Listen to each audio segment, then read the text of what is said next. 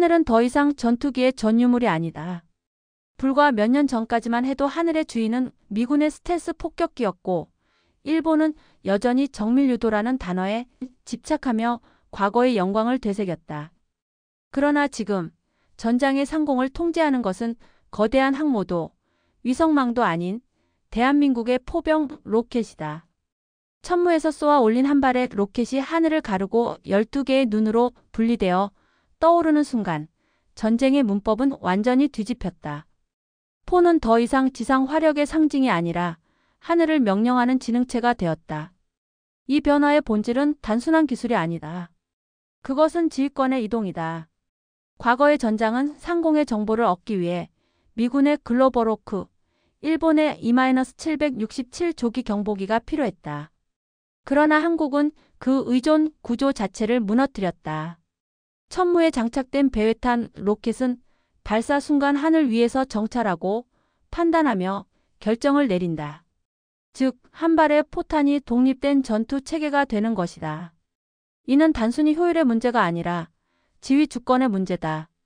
우리는 더 이상 타국의 위성 정보나 통신망을 빌리지 않는다. 그 순간부터 하늘은 한국의 영역이 된다.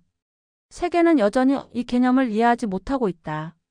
미국은 여전히 HIMARS라는 구식 플랫폼에 의존하며 사거리를 늘리는 데만 몰두하고 있다. 그러나 아무리 사거리가 늘어나도 발사 후 보지 못하는 포는 결국 과거의 무기다. 반면 한국의 천무는 보면서 쏘고 쏘면서 판단하는 포다. 그것이 전쟁의 본질을 바꾼다. 일본의 미쓰비시 중공업은 아직도 정밀 유도탄 기술의 국산화를 자랑하지만 그들의 체계는 여전히 명령 대기식이다. 위성 정보를 받아야만 목표를 식별하고 상부 명령을 받아야만 사격한다. 이 느린 체계로는 전장을 선점할 수 없다. 반면 한국은 발사 즉시 판단이 이루어지는 자율전장을 구축했다. 이 차이가 바로 미래 전쟁의 승패를 가른다. 더 주목해야 할 점은 배회탄 로켓의 구조적 혁신이다. 기존의 다연장 로켓은 발사와 동시에 임무를 마쳤다. 하지만 이번에 공개된 시스템은 한 발의 로켓 안에 비행기 한 대의 두뇌를 넣었다. 발사 후 탄두가 분리되면 접이식 X자형 날개가 펼쳐지고 전기 모터가 회전하며 하늘을 떠돈다. 각 로켓은 독립적으로 비행하며 광학 적외선 복합 센서로 적의 열 신호를 탐지하고 스스로 공격 타이밍을 결정한다. 과거엔 표적이 정해져야 포탄이 움직였지만 이제는 포탄이 표적을 찾아간다. 이것이 바로 한국이 만들어낸 새로운 전쟁의 언어다. 중국은 드론, 전력의 양적 팽창으로 하늘의 무덤을 만들었다고 자부한다. 그러나 그들은 지능 없는 드론을 양산하고 있을 뿐이다. 수백 대의 저가형 드론은 전자전 환경에서 쉽게 무력화된다. 반면 한국의 배회탄 로켓은 하이브리드 전투 알고리즘을 적용해 GPS가 끊겨도 INS로 비행하고 통신이 차단돼도 임무를 지속한다. 단 한 발로도 스스로 작전을 수행할 수 있는 지능형 무기, 이것이 진정한 미래 전력이다. 전쟁은 더 이상 누가 더 큰 무기를 가지느냐의 싸움이 아니다. 지금은 누가 더 빨리 판단하고 더 정확히 타격하느냐의 싸움이다. 미국이 글로벌 호크를 띄워 정보를 수집하고 이스라엘이 위성 데이터로 히어로-120을 조종할 때 한국은 포병 한 대로 동일한 임무를 수행한다. 발사와 동시에 12개의 자율 UAV가 상공을 감시하고 지휘소와 실시간으로 연결되어 판단한다. 정보 결정 타격의 주기가 1분 이내로 압축된다. 이것이 바로 하늘을 지배하는 포병의 실체다. 이 혁신은 단순한 기술적 진보가 아니라 국가 전략의 독립선언이다. 한국은 오랫동안 정보 수집에서 미국, 위성 정찰에서 일본에 뒤처져 있었다. 하지만 지금 그 격차는 완전히 뒤집혔다. 천무 배회탄은 더 이상 하늘의 데이터를 빌리지 않는다. 오히려 다른 나라들이 한국의 데이터를 원하게 될 것이다. 전장 주도권이란 바로 그 보는 권리를 가진 나라에게 돌아간다. 그리고 지금 그 권리는 서울이 쥐고 있다. 중국이 여전히 거대한 무인기 편대를 자랑하며 공세적 수사를 이어가고 일본이 자위대의 방공망 확충을 외치지만 그것은 모두 보이지 않는 두려움의 증거다. 왜냐하면 그들은 하늘의 눈을 지키려 애쓰고 있지만 한국은 이미 그 눈을 무기화했기 때문이다. 우리는 이제 포를 쏘는 나라가 아니라 하늘을 명령하는 나라가 되었다. 전쟁의 문법은 바뀌었다. 그리고 그 문법을 새로 쓴 주체는 더 이상 미국도 러시아도 아닌 바로 대한민국이다. 천무의 역사는 단순한 무기 개발의 연대기가 아니다. 그것은 한국이 따라가는 나라에서 만드는 나라로 변한 서사이며 한 국가가 기술과 의지로 어떻게 주권을 회복하는지를 보여주는 상징이다. 천무가 처음 등장했을 때 서방의 군사 분석가들은 그저 한국판 하이마스라고 불렀다. 그러나 이제 그 단어는 완전히 무의미해졌다. 한국은 미국의 개념을 모방한 것이 아니라 완전히 다른 차원의 전쟁 언어를 창조했다. 천무는 단순히 미사일을 쏘는 무기가 아니라 전장을 설계하는 시스템으로 진화했다. 이 변화를 이끈 것은 무기 그 자체가 아니라 한국식 개발 방식이다. 미국은 천문학적인 예산을 들여 특정 기업에 독점권을 주지만 한국은 정반대의 길을 택했다. 한화, LI 지넥스원, 국방과학연구소가 협력하여 통합 플랫폼이라는 개념을 만들었다. 로켓, 유도탄, 드론, 그리고 데이터 네트워크가 하나의 체계 안에서 연결되는 구조다.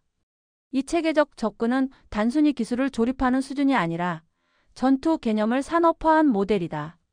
일본이 여전히 미쓰비시-가와 사키 간의 폐쇄적 협력에 갇혀 있고 중국이 러시아식 복제 구조를 반복하는 동안 한국은 연결을 산업 전략의 중심에 놓았다. 이것이 바로 천무의 철학이다. 독립보다 진화, 경쟁보다 연결. 천무는 처음부터 확장성을 목표로 설계되었다. 미국의 하이마스는 구조상 한 종류의 로켓만 적재 가능하지만 천무는 모듈형 캐니스터 시스템을 채택했다. 즉 하나의 발사대에서 단거리 유도탄, 중거리 배회탄, 집속탄 혹은 미사일급 탄두를 상황에 따라 혼합 운용할 수 있다. 이 모듈 전환은 전장에서의 즉각적인 임무 변경을 가능하게 만든다. 오늘은 적, 기갑부대를 제압하는 임무, 내일은 장거리 정찰과 타격 임무 모든 것이 한 플랫폼 안에서 해결된다. 이는 단순한 기계적 편의가 아니라 작전 전환 속도를 결정하는 생존 기술이다. 하이마스가 전장 이동성과 정밀 타격에서 강점을 가진다면 천무는 지속적인 화력 유지 능력과 작전 다양성에서 압도적이다. 전쟁의 리듬은 단발의 정밀함보다 누가 더 오래 버티며 적을 압박할 수 있느냐로 결정된다. 천무는 다연장 발사 후 재장전까지 5분 이내 포대 교체 없이 추가 사격이 가능하다. 여기에 유도탄과 배회탄을 혼합 운영하면 전장은 실시간으로 감시되고 동시에 타격된다. 이는 미군조차 아직 완전하게 구현하지 못한 구조다. 즉, 한국은 이미 하이마스 이후의 시대를 살고 있다. 일본은 아직도 유도탄 한 발의 명중률로 자위대의 기술 자존심을 증명하려 하지만 그것은 시대착 오적인 발상이다. 전쟁은 더 이상 한 발의 정확도가 아니라 수천 발의 연결된 정보로 승부가 결정된다. 한국의 천무는 바로 그 연결의 중심이다. 하늘과 땅, 포병과 UAV, 데이터와 판단이 하나로 묶인다. 한국은 사격 후 관측이라는 오래된 교리를 뒤집어 관측 후 사격, 그리고 재관측을 통한 자율 전투 루프를 완성했다. 이것은 서방의 기준으로 보더라도 이미 제4세대 포병 체계다. 중국은 여전히 양으로 질을 압도한다는 발상에서 벗어나지 못한다. 수천 대의 드론을 띄우지만 그것들은 서로 통신하지 못하고 중앙지휘부가 끊기면 그대로 추락한다. 반면 천무체계는 각 발이 독립된 판단 단위로 움직이며 필요시 자동으로 다른 발과 데이터를 교환한다. 즉, 한 발이 전체를 대신할 수 있고 전체가 한 발을 보호할 수 있는 군집 구조다. 이 구조는 단순한 기술이 아니라 한국군의 협동 전투라는 문화가 낳은 결과다. 그 결과 천무는 세계에서 가장 빠르게 진화하는 포병 체계가 되었다. 미국이 여전히 하이마스의 생산 속도를 높이는 데 몰두하고 일본이 수입 부품 의존도를 줄이려 애쓰는 동안 한국은 이미 완성된 무기 위에 새로운 개념을 얹고 있다. 포가 더 이상 지상만을 바라보지 않고 하늘을 향해 사고하기 시작한 것이다.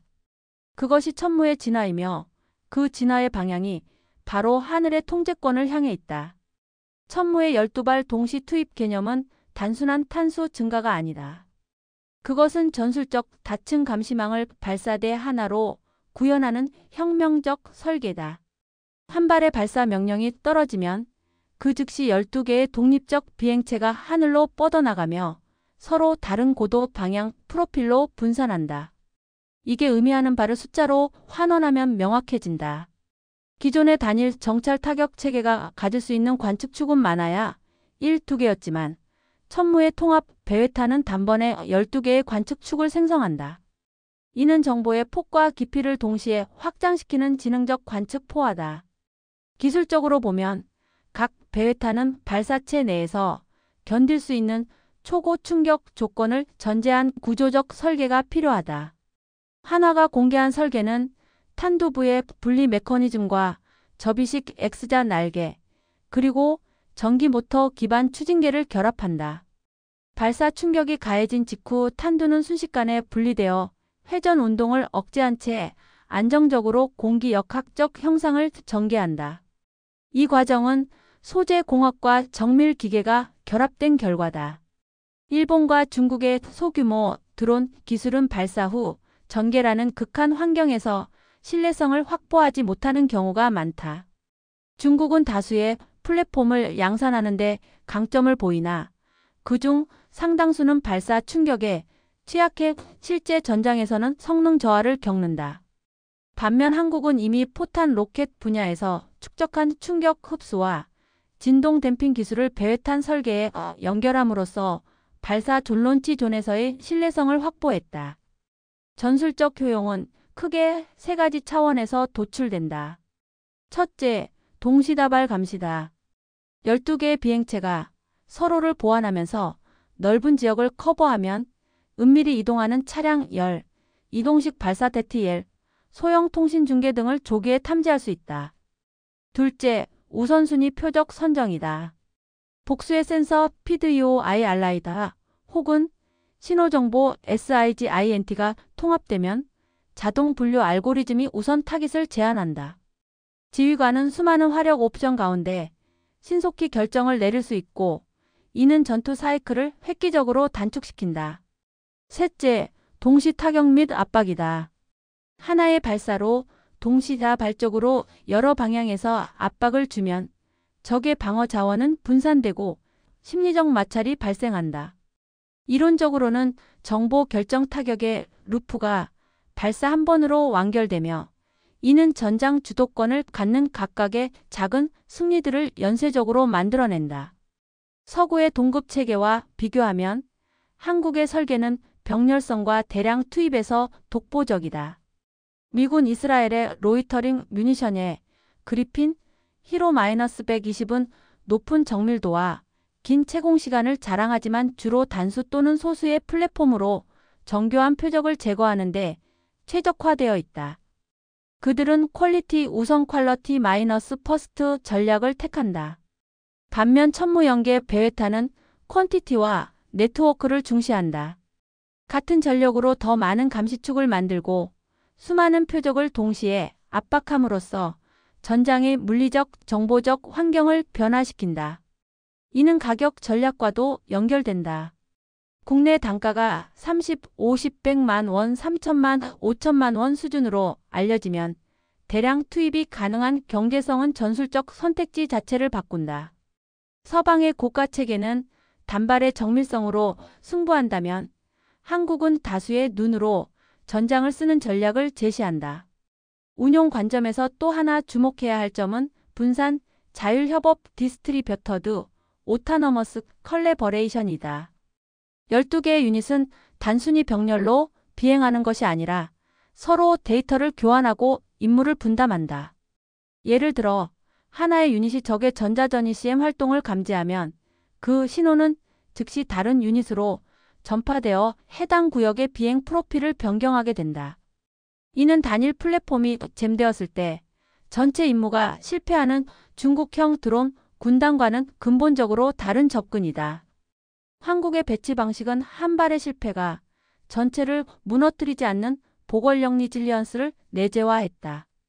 또한 자동 표적 분류 알고리즘과 인간 의사결정의 하이브리드 운영은 ROERULES of 엔게이지먼트에 따른 안전장치를 유지하면서도 빠른 대응을 가능하게 한다. 전장 시나리오를 하나 제시해보자. 적의 이동식 탄도 발사대가 숲 그늘에 은폐되어 이동 중이라는 정황이 포착되었다. 일반적인 포병은 소위 시험 사격을 통해 위치를 확인하고 추가 화력으로 타격하는 것이 통상적 절차다. 그러나 천무연계 배회탄은 발사 즉시 해당 지역 상공에 12개의 눈을 배치한다. 그중 EOIR 센서를 가진 유닛이 열화상을 탐지하고 SIGINT 유닛이 통신 신호를 포착한다. 자동 분류는 이동 TL로 확증하고 지휘소는 우선순위에 따라 즉시 공격 명령을 내린다. 결과적으로 적은 이동 중 그대로 피해를 입게 되며 전장의 시간 축은 아군에 유리하게 단축된다. 이 전형적인 찾아서 치는 파인드 마이너스 언드 마이너스 스트라이크 사이클은 과거에 찾고 기다린 뒤 치는 사이클과 질적으로 다르다. 물론 모든 혁신에는 약점이 존재한다. 대량 투입 전략은 전자전 환경에서의 취약점, 비행체 간 통신의 보안성, 그리고 민간 피해를 줄이기 위한 정밀한 식별 능력 등 해결해야 할 과제를 동반한다. 하지만 한국은 이 약점을 기술적 산업적 장점으로 보완할 수 있는 기반을 가지고 있다. 우선 강력한 반도체 센서 산업은 고성능 이미지 처리와 저전력 고효율 모터를 제공한다. 둘째, 소프트웨어와 통신 기술의 집중력은 분산 협업 알고리즘을 상용화할 수 있는 토양을 제공한다. 셋째, 비교적 낮은 단가와 빠른 생산 라인 확장은 실전 반복 시험 아퍼레이셔널 테스팅을 통한 신뢰성 향상을 가능케 한다. 중국과 일본이 각각 품질 대량 생산 혹은 보수적 자원 관리에서 한계를 보이는 동안 한국은 실용적 반복 개선 모델로 빠른 학습과 개선을 달성할 수 있다. 마지막으로 전략적 함의를 정리하면 명확하다. 한 발에 12개의 눈을 띄우는 능력은 단순한 기술 우위가 아니다. 그것은 전장의 시간과 공간을 재편성하는 힘이다. 적은 더 이상 특정 지역에서 자유롭게 이동할 수 없고 방어자는 하늘에서 항상 감시받는다는 인식을 가지게 된다. 이는 물리적 파괴뿐 아니라 심리적 마비를 초래한다. 한국의 천무연계 배회탄은 그 자체로 전술 전략적 억제력을 행사할 수 있으며 이는 동맹국에게는 안보 신뢰도를, 적국에게는 불확실성을 제공한다. 그 불확실성은 때로 전투를 하지 않고도 목적을 달성하게 만드는 가장 비용 효율적인 무기다. 다음 부분에서 우리는 이 발사 후 전개 메커니즘의 물리적 공학적 세부 사항과 신뢰성 검증에 관해 깊이 파고들 것이다. 배회탄 개념의 성공 여부는 궁극적으로 발사 충격을 견디고 안정적으로 전개하는 메커니즘에 달려 있다. 이 한 문장은 천무연계 배회탄 프로젝트가 마주한 가장 현실적이고도 결정적인 기술 난제를 정확히 규정한다. 발사 순간의 초고 가속, 극심한 진동과 열, 공기 역학적 불안정성 이 모든 것을 견뎌내고 나서야 탄두는 안전하게 분리되어 날개를 펴고 대기 비행으로 전환할 수 있다. 이 과정은 단순한 기계적 트릭이 아니다. 그것은 재료공학, 구조해석, 동력학 제어, 전자기파 내성, 그리고 정교한 소프트웨어가 결합된 종합공학의 승부처다. 핵심 설계 요소는 크게 네 부분으로 나뉜다. 첫째, 탄체 분리 및 전개기구다. 분리 임무는 발사 직후의 충격 파형 안에서 정밀하게 이루어져야 한다. 하나가 공개한 개념은 탄두와 추진체의 분리면을 극한의 진동 환경에서도 견딜 수 있는 락킹 메커니즘과 분리 직후 순간적으로 안정화 토션을 흡수하는 댐핑 구조를 채택한 것으로 보인다. 이는 한국의 장거리 포 로켓 설계에서 축적된 진동 반동 제어 노하우가 배회탄으로 전이된 결과다. 미국과 이스라엘의 소형 로이터링 시스템즈는 지상 발사나 드롭 방식의 헬리콥터 항공기 투하에 최적화된 설계가 많아 고각 고가속 발사 조건에서는 신뢰성 확보에 제약이 있다. 둘째, 접이식 X자 날개의 공기 역학 설계다. 날개의 전개 타이밍, 전개 후의 양력 항력 특성, 그리고 자세 안정화 컨트롤은 항공기 설계의 축소판이다. 날개가 완전 전개되기 전단 0.5초의 불안정한 구간에서 회전 요롤 마이너스요 모멘트가 발생하면 기체는 제어 불능 상태에 빠진다. 한국 엔지니어들은 고강도 경량 복합 제탄 소섬유 강화 폴리머 등화 접합부에 자동 잠금 장치를 결합해 이 문제를 해결하려 하고 있다. 특히 국내 복합 소재 제조 역량은 일본, 중국 대비 우위를 점하는 부문으로 정밀 가공과 반복 신뢰성에서 강점이 분명하다. 셋째, 추진 및 전력 시스템 전기 모터 배터리이다. 장시간 채공을 위해서는 고효율 모터와 고에너지 밀도 배터리가 필수다. 한국은 전기차, 스마트폰 산업에서 축적한 배터리 모터 기술을 방산해 전용할 수 있는 장점을 지닌다. 이는 단순히 민수 기술의 군사 전용이 아니라 제조 스케일업과 비용 절감, 그리고 신속한 수리 교체 체계 구축이라는 면에서 전략적 의미를 가진다. 중국은 상대적으로 대량 생산에서 유리하나 고신뢰성의 소형 전력 장치와 전력 관리 시스템에서는 아직 격차가 있다. 넷째, 항법, 통신 센서의 통합과 내성로 버스트너스이다. GPS 신뢰성이 떨어지거나 전자교란 상황에서도 배회탄은 INS 및 비전 기반 항법, 그리고 상호 간 상대 측 이 플랫폼 간 협대역 통신을 통해 임무를 지속해야 한다. 한국의 반도체 이미지 처리 통신 장비 역량은 이 통합 작업에서 결정적 역할을 한다. 반면 중국의 저가 드론, 편대는 중앙 통제 의존도가 높아 강력한 EW 환경에서 성능 저하가 두드러지는 약점을 보인다. 이상적 설계는 있지만 현실 검증은 또 다른 문제다.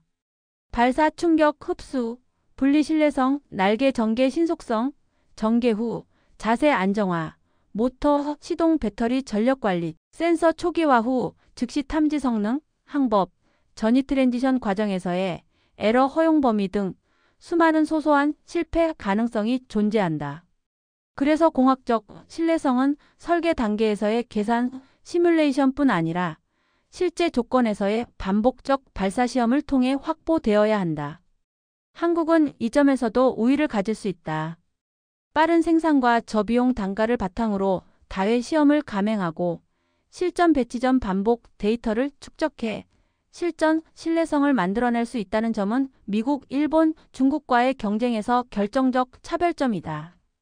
또한 발사 충격 환경은 플랫폼별로 천차만별이다.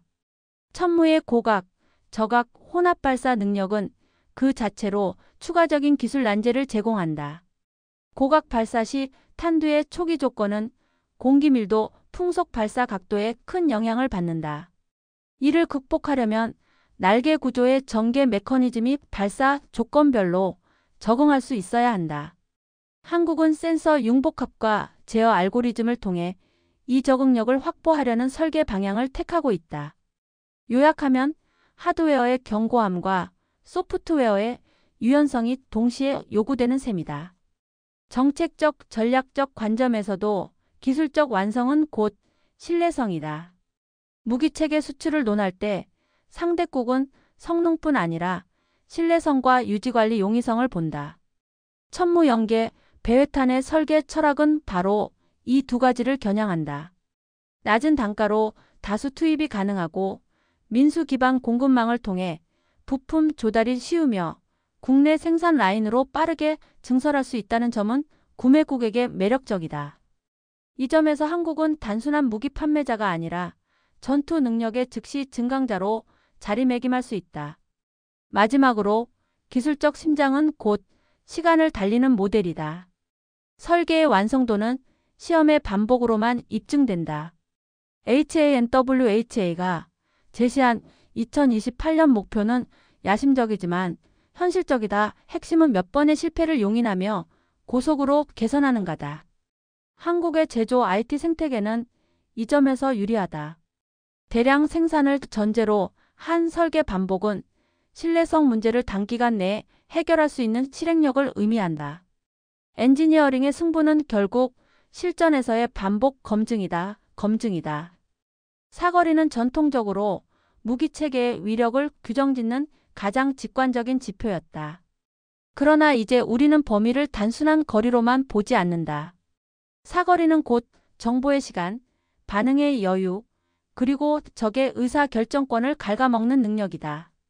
천무연계 배회탄이 제시한 150, 200km급 작전 반경과 30, 60분 채공 능력은 이 관점을 근본부터 뒤흔든다. JDAM-2R의 활공거리 약 80km와 비교하면 단순 수치 이상의 격차다. 한국이 만든 이 사거리 혁명은 거리 그 자체보다 그 거리 안에서 가능한 전투 행위의 종류를 바꾸어 놓는다. 우선 사거리 확장은 전술적 가용권 엔게이지먼트 엔벌로프를 근본적으로 확장시킨다. 기존의 유도 글라이드탄은 발사 지점에서 글라이드로 표적에 접근하는 방식으로 공중기반 또는 고각 투하에 의존해 작전 반경을 확보했다. 반면 천무연계 배회탄은 발사 플랫폼 자체가 이미 전력화된 지상 다연장 로켓이다. 이는 발사 지점의 기동성, 은닉성, 생존성을 동시에 확보하면서도 원거리에서 보며 쏘는 능력을 제공한다. 즉, 전투기는 고공에서 연료와 생존성의 제약을 받지만 천무는 지상에 숨어 있다가 한순간에 원거리로 감시 타격을 전개할 수 있다. 이 점에서 한국의 설계는 사거리의 활용성에서 미국, 이스라엘의 전통적 체계와 확연히 다르다. 두 번째, 확장된 작전 반경은 동시다발적 작전의 지리학을 재설계한다. 150, 200km 범위라면 단일 천무 포대의 감시 범위는 수십 km의 깊이를 가지는 하나의 감시띠로 확장된다. 이를 기반으로 한 전술은 다음과 같은 형태를 취한다. 먼저 전방의 적, 기동대를 조기 탐지 분류하고 그 이동 경로를 따라 배회탄을 분산 배치해 지속 감시한다. 목표 식별이 확증되면 즉시 자폭형 UAV가 돌입하거나 혹은 상위 플랫폼으로 표적 좌표를 공유해 더 강력한 화력의 장거리 ATACMS급 미사일 등과 연계 공격을 유도한다. 즉, 천무는 정보 획득 우선순위 선정 화력 연계에 중추가 되어 기존의 탐지 후 유효 사격 패턴을 탐지 중 공격 준비로 전환시킨다. 이 전환이 가능한 이유는 바로 사거리가 제공하는 시간적 여유와 공간적 깊이 덕분이다. 세 번째, 장거리 채공 능력은 접근의 은밀성과 정밀 식별의 시간이라는 두 가지를 동시에 제공한다. JDAM-2R처럼 탄두가 긴 활공을 통해 목표에 접근할 때 표적은 이미 발각되었거나 방공망의 주시권 안에 있을 가능성이 크다. 반면 배회탄은 목표 상공에서 완충적인 시간 동안 관찰 판단을 수행할 수 있다. 이는 특히 은폐 위장 상태에 있는 TEL 운반 발사 차량, 카모플라주로 숨은 지휘소, 동적 이동 중인 차량대 등을 표적으로 삼을 때 결정적이다. 한편 이 시간은 잘못된 식별을 줄이기 위한 다중센서 검증광학 적외선 신호정보의 교차 검증을 가능하게 하여 민간 피해를 줄이고 ROE 횡령 규칙을 준수할 확률을 높인다. 다시 말해 사거리는 단순히 더 멀리 때리는 능력이 아니라 더 오래 보고 더 안전하게 때리는 능력으로 제정이 된다. 네 번째는 연합 네트워크 전장과의 결합이다. 장거리 배치가 가능해지면 천무한 기단의 영향력은 단일 지형축을 넘어 여러 전선에 중첩된다. 한국은 이미 위성 지상 레이더 통신망을 통해 동맹과의 데이터 연계를 강화하고 있다.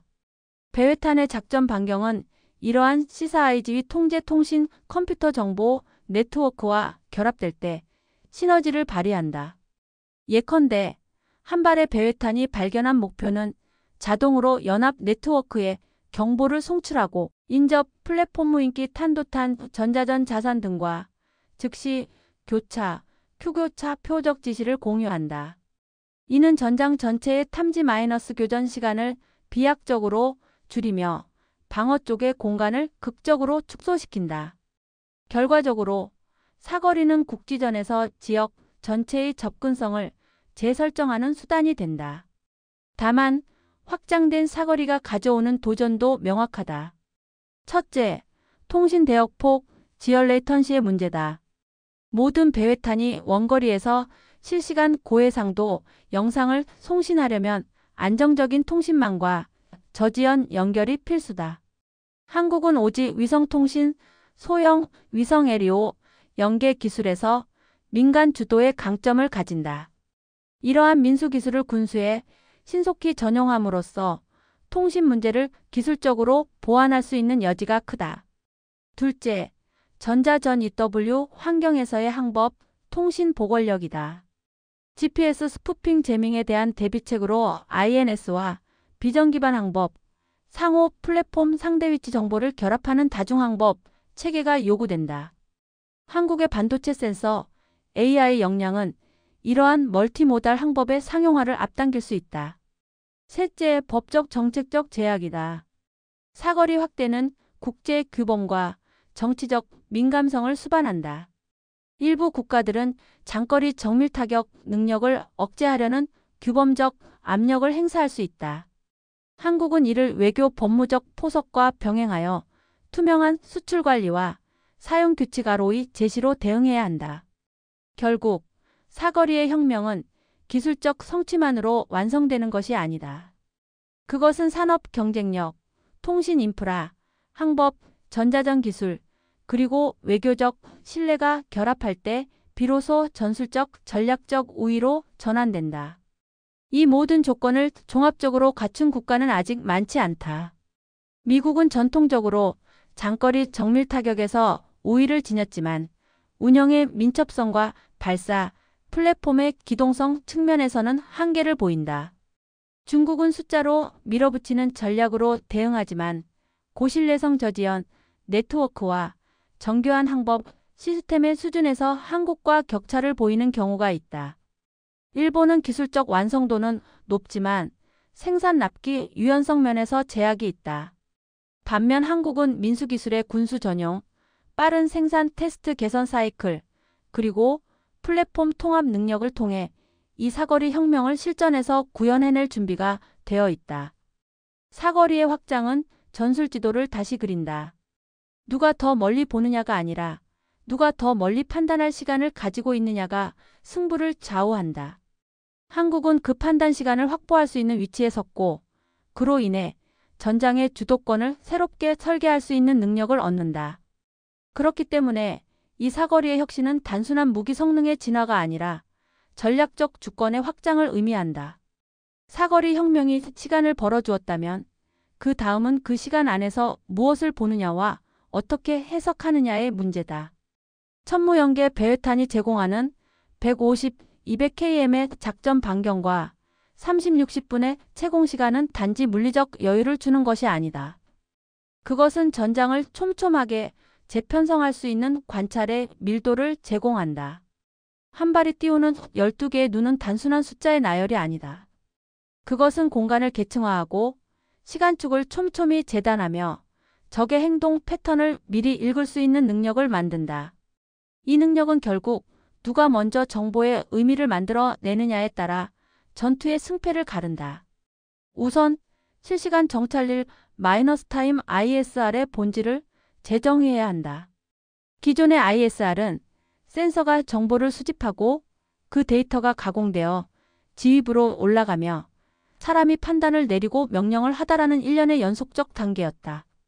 이 과정에서 가장 큰 병목은 데이터의 전송과 결정을 위한 시간이었다. 배회탄은 이 병목을 현장에서 분산적으로 해소한다. 각 유닛은 EOIR 영상, 라이다, 지형 데이터, 신호정보 SIGINT의 일부를 현지에서 선 처리 프로세싱할 수 있는 능력을 갖춘다. 단순한 원격 카메라가 아니라 초기 분석기로서 작동하는 셈이다. 즉, 센서가 감지한 원초적 데이터가 전송되어 해석되는 대신 현장에서의 1차 필터링과 우선순위 결정이 이루어짐으로써 통신 부담을 줄이고 결정을 위한 시간을 획기적으로 단축한다. 둘째, 다중센서 융합 MULTISENSOR 퓨전의 실전적 가치는 과장할 수 없다. 광학 카메라는 낮에 탁월하고 적외선은 야간 연기 속에서도 유효하다. SIGINT는 통신 활동의 존재를 알려주고 라이다는 지형 은폐를 뚫는다. 이들 센서의 단순 병렬 배치는 아무 의미가 없다. 핵심은 데이터 레벨에서의 즉시 융합이다. 한국의 반도체 AI 역량은 바로 이 융합을 실시간으로 수행할 수 있는 토대를 제공한다. 작은 배회탄 유닛이 캡처한 프레임들이 서로 교차 검증되면 표적의 신뢰도 컨퍼던스 레벨가 급격히 상승한다.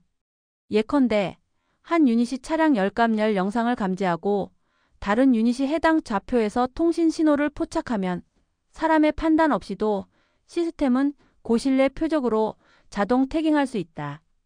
이는 사격 허가 루프를 기술적으로 가속화시키는 결정적 장치다.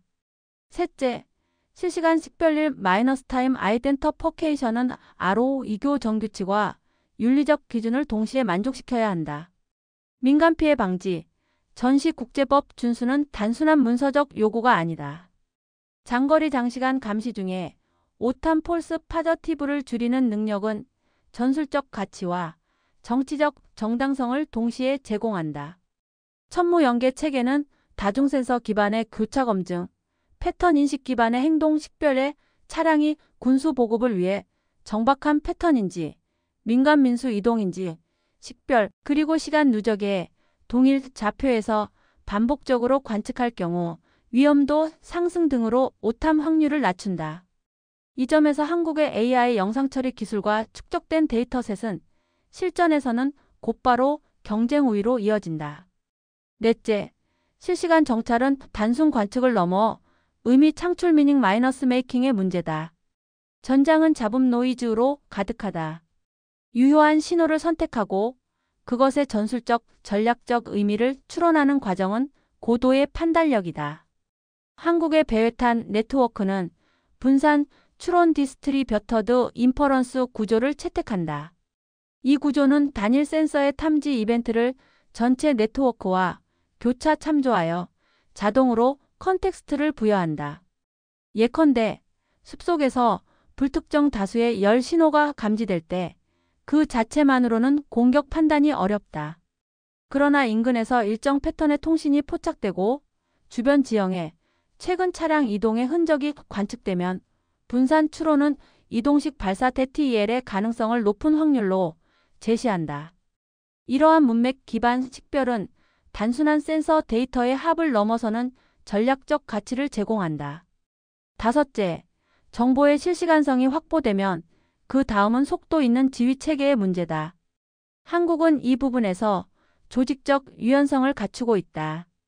다른 국가들과 달리 한국군의 C지휘 통제 구조는 실전에서의 임의 위임 델러게이터드 어소러티를 확대하는 방향으로 적응 중이다. 즉, 현장 레벨에서의 타격 의사결정 권한을 기술적 신뢰성에 기반해 일정 부분 위임하면 배회탄의 관측 결과는 곧바로 행동으로 연결된다. 이는 미국이나 일본처럼 중앙 집중적 최종 승인 절차에 의존하는 구조와 근본적으로 다르다. 중앙 집중적 구조는 신중하지만 느리다. 한국의 방식은 신속하지만 책임 기반이다. 이 점이 전장에서의 시간 우위를 만든다. 여섯째, 전자전 정보전 환경에서의 신뢰성 확보는 관측 능력의 핵심 변수가 된다. 적은 오늘날 GPS 재밍, 데이터 링크 차단, 혹은 위장 오염 전술을 통해 우리의 관측을 무력화하려 시도할 것이다. 이에 대한 해법은 센서의 다양화와 상호 보안성뿐 아니라 관측의 분산성을 통해 이루어진다. 한두 대의 유닛이 잼되더라도 전체 12개의 유닛이 제공하는 데이터 파이프라인은 계속해서 동작한다. 또한 비전 기반 항법과 관측은 전자교란 환경에서도 유효한 식별 수단을 제공한다. 이 점에서 중국의 대규모 편대 전략은 양적 포화에는 유리하나 전자전 상황에서의 정보 신뢰성 확보라는 질적 요건에서는 취약하다. 마지막으로 실시간 정찰과 식별 능력은 외교적, 전략적 파급력을 낳는다. 정확하고 신속한 식별은 오폭 가능성을 낮춰 국제사회의 신뢰를 얻는 수단이 된다. 한국이 배회탄을 통해 제공하는 정밀한 감시와 확증의 데이터는 동맹과의 정보 공유에서 강력한 신뢰 자산으로 작용할 수 있다. 이는 단순한 무기 거래를 넘어 안보 파트너십의 질을 바꾸는 요소다.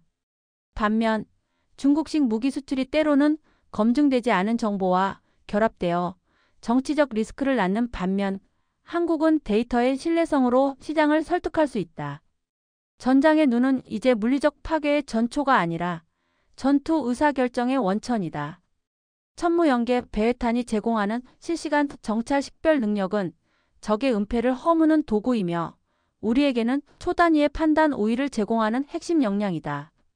이 역량을 제대로 운용할 때 전장은 단순한 공간이 아니라 우리 쪽의 의도에 따라 재편되는 무대가 된다. 발사 타격이라는 전통적 등식이 무너졌다. 천무연계 배회탄이 제시한 진짜 혁신은 바로 기다림의 능력이다. 단순히 오래 떠다니는 것이 아니다. 발사 후 상공에서 관찰하고 시간에 따라 맥락을 축적하며 최종적으로 가장 적절한 순간에만 도립 터미널 다이브하는 능력, 이것이 대기 후 타격로 이터 -댐 스트라이크의 핵심 철학이다. 이 철학은 전술의 성격을 근본적으로 바꾸어 놓는다. 과거에는 표적을 확인한 뒤 사격했다면 이제는 사격을 위해 표적을 기다리는 시대가 온 것이다. 대기 후 타격의 전술적 가치는 세 갈래로 요약된다. 첫째, 확증 컨퍼메이션의 시간이다. 전장에는 오탐의 위험이 도사리고 특히 민간 혼재 지역에서는 오폭이 국제적 파장을 낳는다. 천무의 배회탄은 표적을 발견한 즉시 돌진하지 않고 광학 적외선 신호 정보를 수차례 교차 검증한다. 예컨대 차량 대열이 군사 이동인지 민간 이송인지 판단하려면 동작 패턴열, 신호의 지속성, 라디오 통신의 특성 등 복합 증거가 필요하다. 배회탄은 이러한 증거를 일정 시간 누적 검토한 뒤 신뢰도가 일정 수준을 넘었을 때만 자기 결정권으로 돌입할 수 있도록 설계된다. 이 과정은 단순한 정밀과 다른 책임 있는 정확성이다. 둘째, 시간에 따른 공격의 효율성이다. 이동식 탄도 발사 데티엘라, 기동 중인 대열은 정지 상태일 때보다 이동 중에 더 취약하다. 기존 방식은 표적을 고정한 뒤 폭격을 계획 집행했으나 그 사이 표적이 재위치하거나 은닉될 위험이 있었다. 대기 후 타격은 오히려 표적이 스스로 드러날 때까지 기다렸다가 최대 타격 효과를 볼 수 있는 순간을 포착한다. 즉, 언제 때리는가의 문제를 어떻게 가장 효과적으로 때리는가로 전환시키는 것이다. 이 능력은 특히 기동 전에서 적의 판단을 교란시키고 잘못된 기동 결정을 유도해 더 큰 전술적 이득을 창출한다.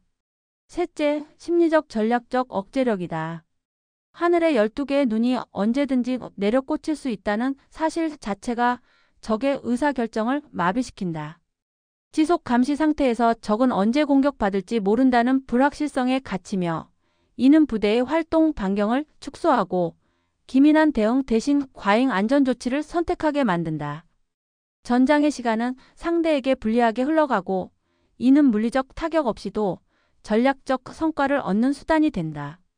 한국의 배회탄은 이 불확실성의 도구를 정밀하게 설계함으로써 공중의 억지라는 새로운 군사 자원을 창출했다. 그러나 대기 후 타격이 단순히 좋아 보이는 전술인 것만은 아니다. 몇 가지 실전적, 윤리적, 기술적 난제가 동시에 존재한다. 우선 식별과 책임의 문제다. 자율성 오타너미의 확대는 곧 판단 책임의 분배 문제로 이어진다. 누가 최종적으로 공격을 승인하는가?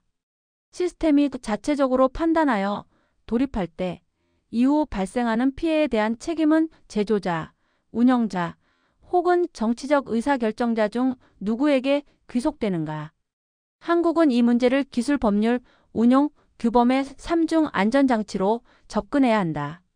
기술적으로는 다중센서 검증과 확률 기반 의사결정 문턱을 상향 조정하고 법적으로는 RO2교 정규칙과 표적, 식별 기준을 명문화하며 운용적으로는 사전 시나리오 인증을 통해 인가된 상황에서만 완전 자율 돌입을 허용하는 정책을 도입해야 한다. 기술적 난제도 여전히 존재한다. 지속 감시를 위한 에너지 관리, 통신 대역폭 확보, 전자전 환경에서의 항법, 경고성 등은 실전성 확보의 열쇠다. 배회탄의 전기 모터와 배터리는 장시간 채공을 가능케 하지만 극저온, 고온 강진동 환경에서의 신뢰성, 그리고 채공 중 발견한 목표를 즉시 추적, 돌입할 수 있는 전력 예비는 치열한 엔지니어링 과제다. 한국은 전기차 배터리 산업의 경쟁력을 무기체계에 전용함으로써 이 점을 보완할 수 있다. 또한 민수 위주의 오지 에리오 위성 링크와 군 통신망의 하이브리드화를 통해 데이터 연결성을 확보하면 원격 수신인지 프로세스를 강화할 수 있다. 운용적 측면에서 중요한 것은 권한 위임 델러게이터드 어소러티의 구조다. 현장에서 배회탄이 자체 판단으로 돌입하는 것을 허용하려면 일정 수준의 권한 분배가 필수적이다. 미국, 영국 등은 엄격한 상위 승인 절차를 유지해 오탐 리스크를 줄여왔지만 이로 인해 반응 시간이 느려지는 약점이 있다. 한국은 기술 신뢰성과 책임 규범을 전제로 현장 의사결정 권한을 확대하는 방식을 택할 수 있다. 다만 이는 투명한 기록 트레이서빌리티과 결과에 대한 엄중한 사후, 평가, 프로세스를 동반해야 한다. 즉, 현장 권한 확대는 무조건적 자유가 아니라 기술 검증 기반의 책임적 위임이어야 한다. 전략적 관점에서 대기 후 타격은 동맹관계의 가치를 재정의할 가능성이 크다. 전장에서의 빠른 판단 능력은 정보 동맹과의 실시간 연동을 요구한다. 한국이 배회탄으로 얻은 정보 우위를 동맹과 공유하면 NATO 쿼드 수준의 연합 작전에서 한국은 센서 허브로서의 역할을 강화할 수 있다. 이는 단순한 무기 수출을 넘어서 안보 파트너십의 질적 향상을 의미한다. 반대로 정보 공유 없이 단독 운영한다면 외교적 오해나 규범 논쟁의 소지가 생길 수 있다. 따라서 한국은 대기 후 타격 능력을 외교적 투명성과 결합하여 국제적 신뢰를 구축해야 한다. 경제적 관점도 간과해서는 안 된다. 자율 판단 기능을 탑재한 배회탄은 고도의 소프트웨어와 센서, 그리고 이미지 처리 인력을 요구한다. 한국은 민간의 AI 반도체 에코시스템을 방산해 연결함으로써 비용 효율적인 생산과 빠른 개선 사이클을 확보할 수 있다. 이는 곧 실전 반복 테스트, 피드백, 개선의 가속을 의미하며 신뢰성 향상을 통해 수출 경쟁력을 키우는 선순환으로 이어진다. 마지막으로 윤리적 법적 프레임워크의 수립은 기술적 우위를 영속화하는 필수 조건이다. 국제사회는 자율 무기체계에 대한 규범을 요구하고 있으며 한국이 선제적으로 명확한 ROE와 책임 규정을 제시할 경우 기술 수출 시 정치적 저항을 낮출 수 있다. 이는 중국식 무기 확산과 차별화되는 한국의 책임 있는 무기화 모델이 될 수 있다. 요약하자면 대기 후 타격의 철학은 기다림을 통한 판단 우위다. 이 능력은 기술, 법규, 조직 문화, 외교의 복합체를 통해 완성된다. 한국은 민수기술의 강점, 빠른 제조 테스트 사이클, 그리고 실전적 운용 유연성으로 이 철학을 실행할 능력을 보유하고 있다. 다만 그 실현은 기술만으로 이루어지지 않으며 정치적 책임과 윤리적 가이드라인, 그리고 동맹과의 신뢰가 동반될 때 비로소 전술적 우위는 전략적 권력으로 전환된다. 끝으로 전술의 시간축을 쥔 자가 전장을 지배한다는 단순한 진실이 여기서 다시 한번 입증되었다. 하늘 위에 눈이 떠져 있다는 사실만으로도 적의 의지는 무너질 수 있다. 전통 전쟁론은 물리적 타격의 파괴력을 강조해왔지만 현대 전쟁에서는 심리적 지배력 사이컬라지컬 다머넌스 이 전투의 승패를 좌우하는 핵심 자원으로 부상했다. 천무연계 베웨타는 바로 그 심리전의 도구다. 물리적 폭발 이전에 이미 보이는 위협과 불확실성의 공포를 창출함으로써 전쟁의 판도를 바꾼다. 이것은 폭격 한 번으로 얻는 성과가 아니라 하늘의 거대한 질문표 하나를 떠오르게 하는 전략적 행위다. 심리적 억지의 메커니즘은 단순하다. 12개의 자율 유닛이 상공에 떠 있다는 것은 곧 언제 어디서 누가 공격받을지 모른다는 지속적 불안감을 뜻한다. 군대는 계획과 규칙 위주로 움직이지만 사람은 불확실성을 극도로 혐오한다. 지휘관은 불확실성 때문에 보수적으로 행동하고 병력은 이동 반경을 줄이며 물류와 보급은 지연된다. 전투의 시간축에서 이런 지체 드래그는 적에게 누적 비용으로 돌아간다.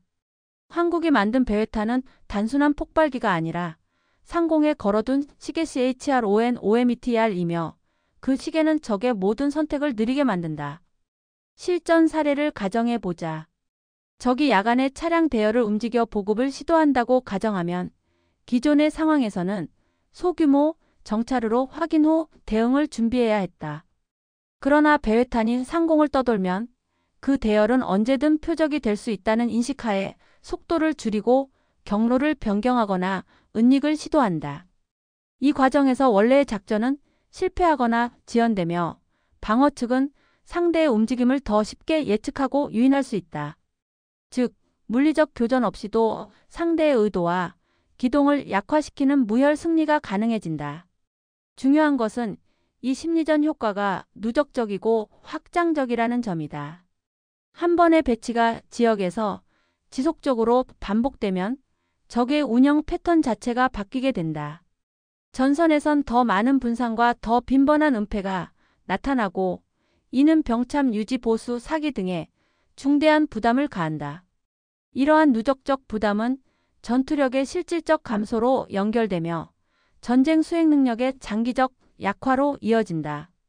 한국의 베웨타는 단발성 공격이 아니라 심리적 포위망을 구축하는 수단이 되는 것이다. 비교 관점에서 보자. 중국은 대규모 드론 편대와 포화 전략을 통해 공포를 확대하려 한다. 그러나 숫자의 홍수는 통상적으로 단기적 충격을 주는 데는 유리하나 지속적 불확실성을 창출하는 데는 한계가 있다. 대규모 편대는 체계적 정비와 통신 지휘의 복잡성 때문에 지속 가동에 제약이 생기고 전자전 능력에 의해 쉽게 무력화될 위험이 있다. 반면 한국의 베웨타는 소수 정예의 지속 감시로 불확실성을 고착화한다. 즉, 중국의 방식이 양적 공포 퀀티테이티브 테러라면 한국은 질적, 지속적 공포 퀄러테이티브, 퍼시스턴트 테러를 설계한다. 일본의 접근은 또 다르다. 그들은 정밀 제압과 방어망 강화에 치중해 왔지만 심리적 억지의 수단으로서의 공격적 관측 능력은 상대적으로 취약하다. 일본의 방공 정찰 체계는 방어적이며 공격적 감시를 통해 상대의 의사결정을 직접 교란하는 전략적 도구를 충분히 갖추지 못했다. 한국은 여기서 전략적 공백을 메우며 공격적 감시로 전장의 주도권을 획득하고 있다. 심리전의 운영에는 윤리적 정책적 고려가 필수적이다. 의도적으로 불안과 공포를 조성하는 전술은 전쟁법과 국제 여론의 감시 대상이 된다. 한국은 이 점을 전략적으로 활용할 수 있다. 즉, 투명한 사용 원칙과 엄격한 RO2교 전 규칙을 선제적으로 제시함으로써 심리전의 합법성과 정당성을 확보하는 것이다. 이는 수출 시장에서 정치적 저항을 낮추는 동시에 동맹국에게 신뢰를 제공하는 방책이 된다. 공포를 심대, 책임을 지는 자라는 메시지는 한국형 무기체계의 국제적 차별화 포인트가 될 수 있다. 또한 심리전은 정보전 심리전 연계로 더욱 강력해진다. 베웨탄이 포착한 영상과 징후는 즉시 심리전용 메시지로 가공되어 전파될 수 있다. 예컨대 적의 기동이 포착되면 그 즉시 드론이 촬영한 장면 일부를 공개적으로 노출하여 적 내부의 사기를 흔들 수 있다. 이 과정에서 정보의 신뢰성과 정확성은 핵심이다. 한국은 고성능 센서와 AI 기반 분석으로 오탐을 최소화함으로써 잘못된 정보로 인한 역풍을 피할 수 있다. 심리전의 또 다른 전략적 효과는 비용 마이너스 효율성이다. 물리적 파괴를 위해 대규모 폭격을 수행하면 비용과 위험이 크다. 반면 배회탄을 통한 억지와 교란은 상대의 전력 소모를 유도하고 자원을 낭비하게 만드는 방식으로 상대를 서서히 잠식한다. 이는 특히 경제력, 인구 기술력에서 열세인 상대에게 치명적이다. 한국은 저비용, 고효과의 전략 수단을 보유함으로써 제한된 자원으로도 큰 전략적 이득을 얻을 수 있는 구조를 만들었다. 마지막으로 심리전의 지속성은 외교적 파급으로 이어진다. 반복적인 감시와 억지 활동은 지역의 힘의 균형을 재정의하고 잠재적 적국에게 위험 계산을 강요한다. 동맹국들은 한국의 관측 데이터를 바탕으로 보다 정밀한 억제 전략을 설계할 수 있으며 이는 동맹 결속력을 강화한다. 반면 한국이 이 능력을 남용하거나 불투명하게 운영하면 정치적 비용을 치르게 된다. 따라서 전략적 사용의 원칙은 투명성, 책임성, 규범성이어야 하며 이것이 실전에서의 심리전 능력을 장기적 우위로 전환시키는 조건이다. 요약하자면 천무연계 배회탄은 단지 폭탄을 던지는 무기가 아니다. 그것은 하늘에 심어진 불확실성의 씨앗으로 적의 의지를 잠식하고 전장의 시간과 공간을 재편한다. 한국은 이 무기를 통해 물리적, 심리적 우위를 동시에 획득할 수 있는 위치에 있으며 그 힘을 책임감 있게 운용할 때 진정한 전략적 효과가 발현될 것이다.